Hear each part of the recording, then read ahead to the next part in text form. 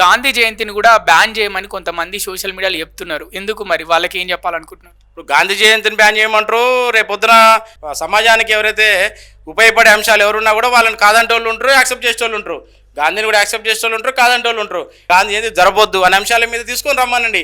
ఈ గాంధీ భవన్ ఉంది, లేదా గాంధీ భవన్ రమ్మనండి, లేకపోతే ప్రజాప్రతినిధులు అందుబాటులో ఉన్నారు వాళ్ళకి వినతి పత్రాలు ఇవ్వమనండి, ఒక ధర్నా కూర్చోమనండి, ఒక శాంతియుతంగా ఏం చేస్తారో వాళ్ళకి సంబంధించినటువంటి ప్రతిపాదన పెట్టమనండి. అప్పుడు దాన్ని ఆమోదించే మార్గం ఉంటే ఆమోదిస్తారు. గాంధీ జయంతిని బ్యాన్ చేయాలంటానికి ఎటువంటి ఇది లేదు కదా వాళ్ళకు. ఇప్పుడు గాంధీ అన్న మహాత్ముడు, స్వాతంత్రాన్ని తీసుకొచ్చిన మహాత్ముడిని మనం ఇవాళ గాంధీ జయంతి జరపొద్దంటే మరి అట్లా జరపొద్దు అనుకున్నప్పుడు ఎందుకు జరపొద్దు అనే అంశాన్ని కూడా చెప్పాలి కదా వాళ్ళు. గాంధీ అనే వ్యక్తి సమాజానికి మార్గనిర్దేశాలు అనేకం చేసిండు.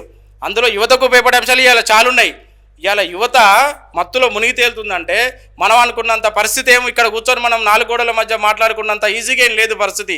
మన ఇంటి పక్కన ఉన్న దగ్గర మనం ఒకప్పుడు మాట్లాడుకునేది ఎక్కడెక్కడ మన అవతల దేశాలలో డ్రగ్స్ దొరుకుతాయి, లేకపోతే దుబాయ్లో, లేకపోతే ఎక్కువ సౌత్ ఆఫ్రికాలో డ్రగ్స్ రేట్లలో ఉంటారు, అక్కడి నుంచి ఇక్కడికి వస్తారనుకునేది. ఇప్పుడు అట్లా లేదు పరిస్థితి. మన పక్కనే మన గల్లీనే ఊరుకోడు ఇంటికోడు తయారయ్యారు.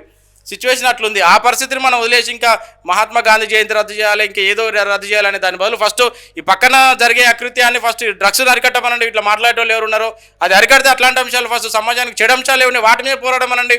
అయ్యోదులు పెట్టి మంచి అంశాల మీద పోరాటం చేయడం వేస్ట్ కదా.